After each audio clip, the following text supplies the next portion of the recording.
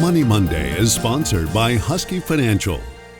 You work hard, save money, spend money. You've got liabilities and assets, but how do you make the most of that hard-earned cash and still plan for a rainy day? We'd like to welcome back Money Monday sponsor Stephen Husky, President and Financial Advisor at Husky Financial Group. Great to have you back.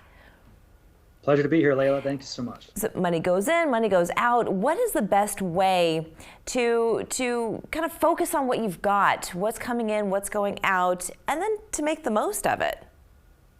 Really, it's about getting organization around your financial balance sheet. Most people think a balance sheet really just applies to assets, which is what you own, and liabilities, which is what you owe to others. But if you consider the cash flow it takes to increase and decrease either one of those, what we're trying to do is help create the net worth that you can use in retirement to build that cash flow for yourself and income level. So also protecting that is of utmost importance. Risk mitigation is just as important as the income. So we want to make sure that the investments we have and how we protect that are always considered. What should go on that balance sheet?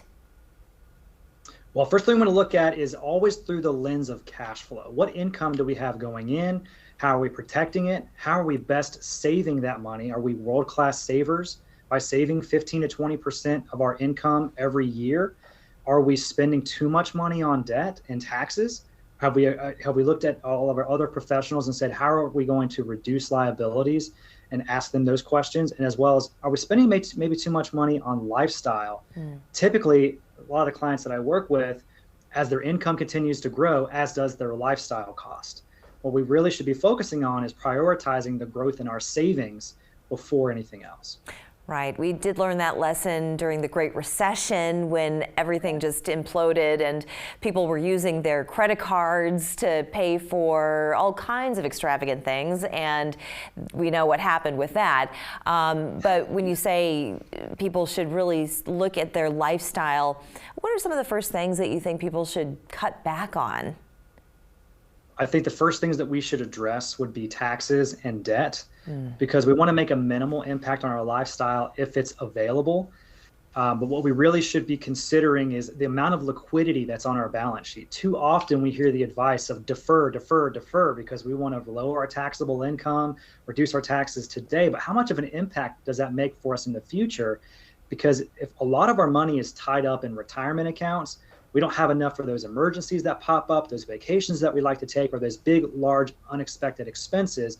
We're borrowing from places that we shouldn't, and that's not always a great thing. But you say using a macroeconomic advisor experience. What does that mean? A lot of us are dealing with micro experiences with our professionals on our team, such as our mortgage bankers, our accountants, any investment or insurance advisors that we've got. And while we trust these professionals to help us along the way, we're usually in a reactionary relationship with these people. We're calling them to get our taxes done or get our mortgage refinanced, but how often are they proactively calling you to discuss new things that they've found out that will help you?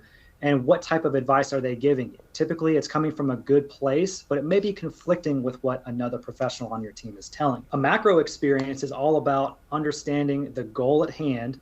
And what my team and I do is create a macro experience by spreading that goal to the other professionals on your team and literally and figuratively sitting in the same room with these professionals so you can go out and be great at what you do and not spend time on that stuff because we got it handled.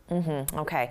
And how do you set money goals? You know, I think it's easy to say, it's like I'm going to sit down and eat my vegetables, but how do you really kind of nail down money goals and stick to them?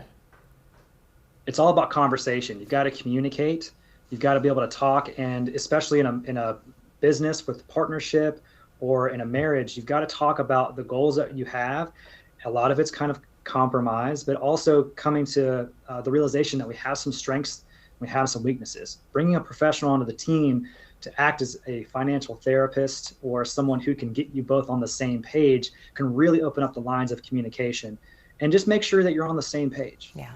And finally, are there any calculations that we can do at home before we pick up the phone and call you to know that it's going to be a feasible opportunity for both parties to then hire a financial planner? That's a great question. You know, it's to our own chagrin in this industry that it's confusing as to what financial advisors do because there's so many different things we're capable of. So there's an investment advisor, there's strictly an insurance advisor, and then there's a mix of the two. So choosing the one that really works best for you is going to be to your best potential. So if you're willing to pay the fee for a financial planner, which on average in this industry, it's 1% of your gross annual household income, then you can take that plan and do with it as you wish. You can implement it with that advisor, or you can take it to the other advisors on your team and implement it as well. Perfect. Stephen, thank you so much. Happy to help. Thank you. We're back after this. Money Monday is sponsored by Husky Financial.